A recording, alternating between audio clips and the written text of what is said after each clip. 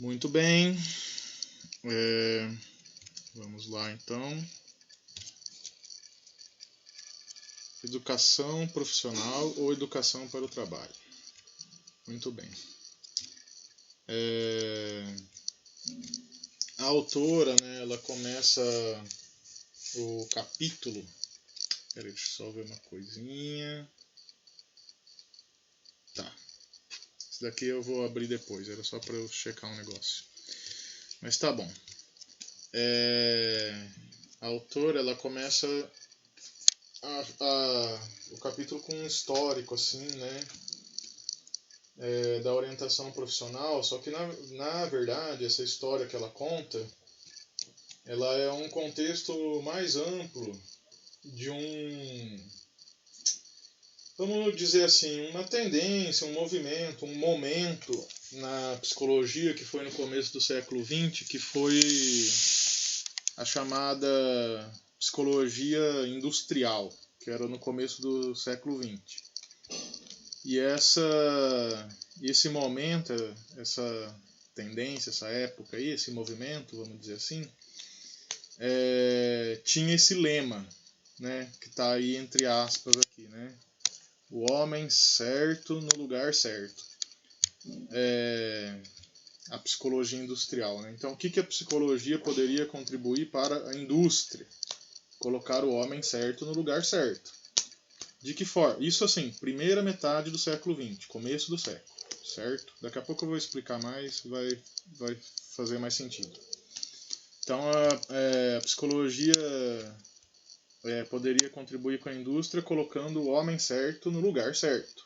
Né? Pensa que hoje a gente está vivendo a quarta revolução industrial, né? O começo do século XX estava aí na primeira, segunda, se não me engano. Então, e também o começo do século XX, de certa forma, é o começo da própria psicologia, né, que surgiu no final do século XIX. E o que a psicologia trouxe de conhecimento, assim, de contribuição, então, para as empresas, para as indústrias, nesse sentido de que poderia contribuir para colocar o homem certo no lugar certo? Foram o desenvolvimento dos testes psicológicos, que surgiram aí também, né, na virada do século XIX para o XX. Então eu vou escrever aqui depois, não, vou pôr aqui entre parênteses, qualquer coisa depois eu altero o arquivo. Através dos testes. Vou colocar aqui. Isso aqui não tem no livro, mas tá bom. Os testes psicológicos, para quem estudou, já viu isso talvez em outra disciplina, eles vão surgir com a avaliação de inteligência, né, principalmente. E aí um dos contextos era a avaliação de inteligência, né, voltado para a educação, e um outro contexto era voltado para a guerra. Né? Então avaliar os soldados, ver quem estava mais apto, quem aguentava mais ou menos determinadas situações, enfim. Tudo isso foi contribuição, desenvolvimento, né, da testagem psicológica. Então, como que era essa prática nessa época? Se vocês, acho que alguns devem ter feito já a disciplina de avaliação psicológica, que vai falar mais sobre teste, né? Ou não só teste, né? Instrumentos de medida psicológica, via de regra, escala, inventário, enfim.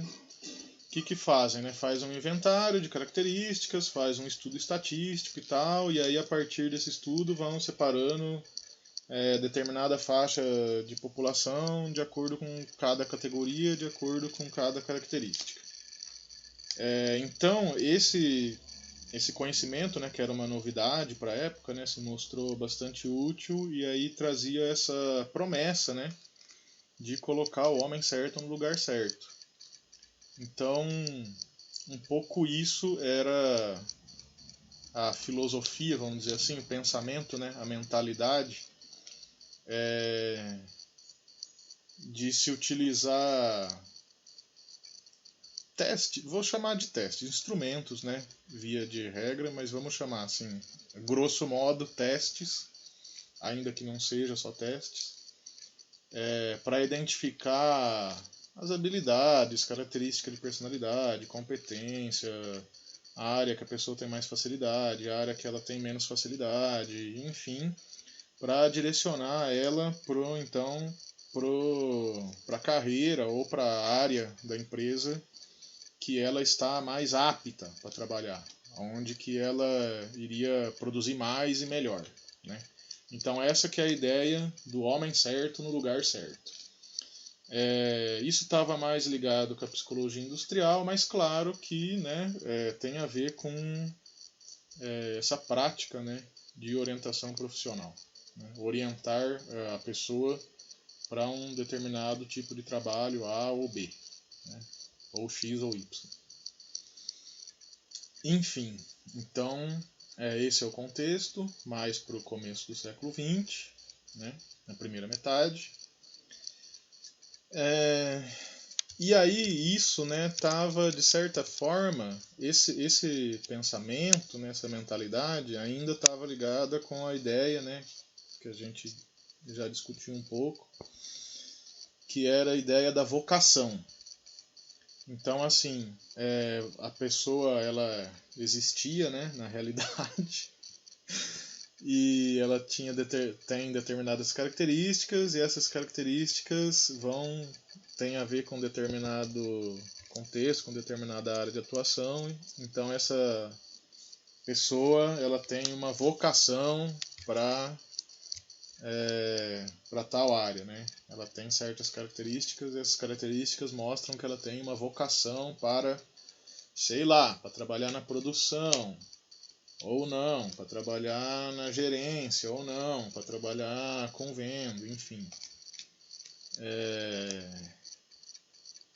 E aí, né, conforme o tempo foi passando, a ciência vai evoluindo, ou se desenvolvendo, ou mudando, enfim, né? Não significa que parou-se de utilizar os testes, enfim, mas veio mais coisas, mais conhecimentos, né, para agregar.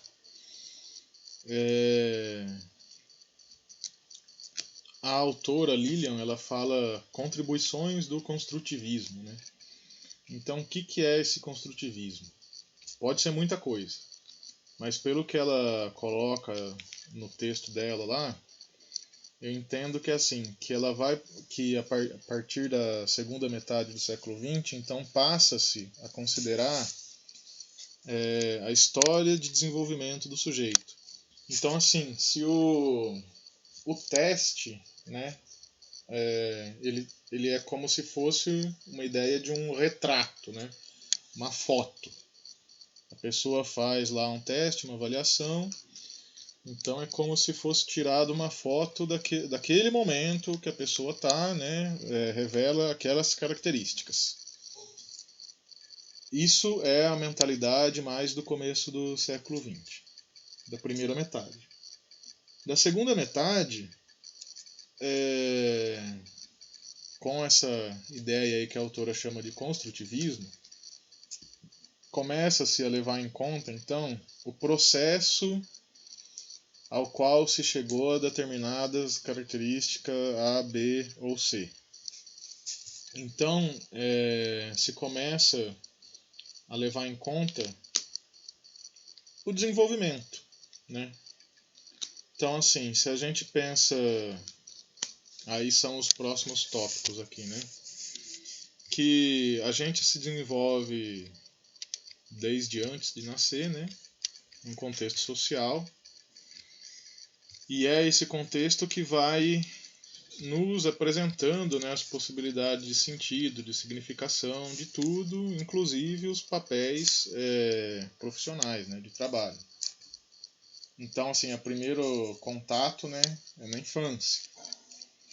Então, na medida que a criança brinca e fantasia, ela vivencia, experimenta e ensaia uma profissão.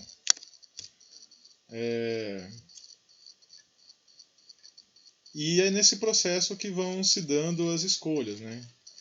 Acho que isso a gente já discutiu um pouco também, né? A criança faz parte, né, do desenvolvimento dela, imitar os adultos, é como se fosse um ensaio para a vida social.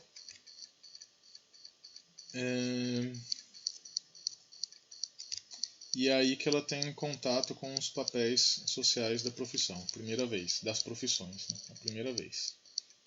E conforme ela vai se desenvolvendo, ela vai tendo mais elementos, então, para avaliar o nível de realidade, de pertinência, né, de afinidade mesmo, que ela tem com essas áreas. Né. Então, assim, no final do capítulo tem uma historinha lá, né, que é o Avançando na Prática, se eu não me engano, que é a história de uma menininha, só para dar um exemplo de como que os papéis sociais assim relacionados com a profissão, né, vão modificando ao longo da história do sujeito.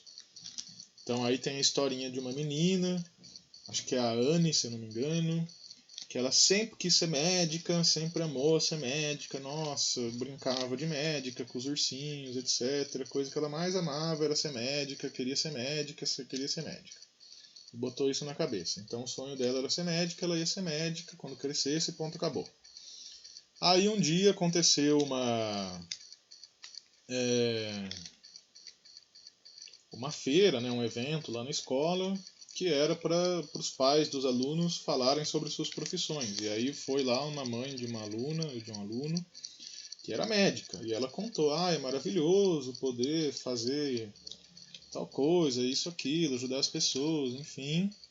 Mas isso me demanda muito sacrifício, eu já perdi Natal, já perdi feriado, já perdi final de semana com a minha família, porque eu estava fazendo plantão, enfim, e que era uma exigência, né, da profissão. E aí a Anne ficou extremamente frustrada, porque como assim, né, ia passar o Natal longe da família dela, né? Então assim, provavelmente o primeiro momento, né, ela está lidando com um papel mais fantasioso, né, mais idealizado, talvez, né, da profissão.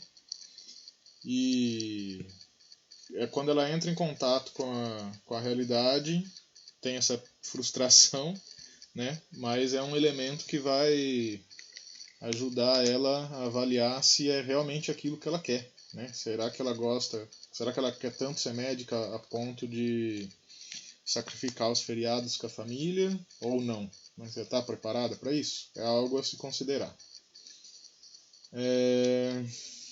Muito bem. Então é um pouco isso, né?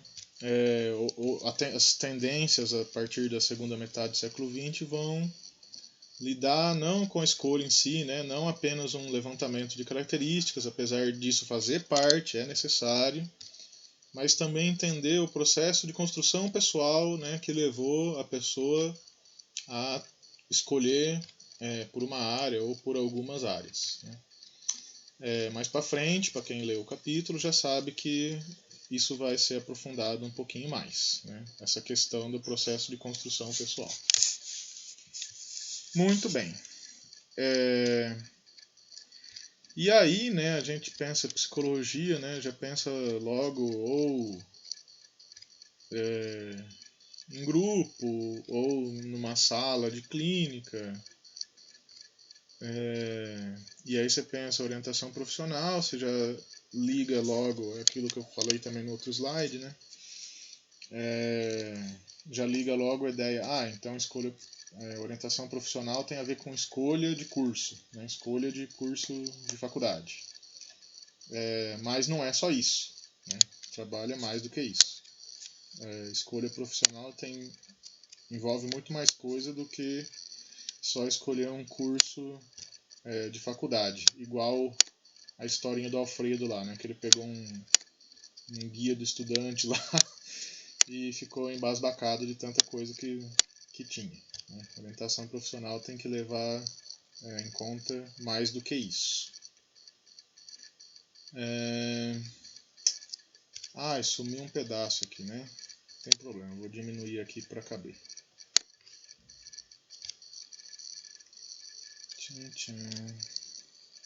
Nossa, diminui demais, não tem problema, só para mostrar isso daqui. Então deve-se levar em conta também, né, na orientação profissional ou na proposta aqui que a autora está chamando de educação profissional ou educação para o trabalho. Eu prefiro educação para o trabalho, mas aí depois a gente vai discutir melhor as diferenças. Mas enfim, seja orientação profissional, educação para o trabalho, deve-se levar em conta na educação para o trabalho o desenvolvimento de competências necessárias para bem realizá-lo. Então, assim, não é só escolher um curso como você escolhe um lanche, né? num cardápio, assim, mas você tem que considerar que são necessárias competências para realizar esse trabalho.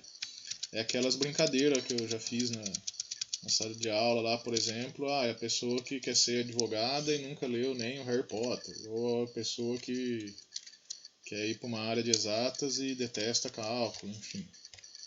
Não basta querer, né? Tem que ter uma capacidade, né, para fazer uma competência, ou pelo menos estar disposto a adquirir essa competência, né? que é possível também, né, se a pessoa se dedicar para tal. Muito bem, então vamos para o próximo slide.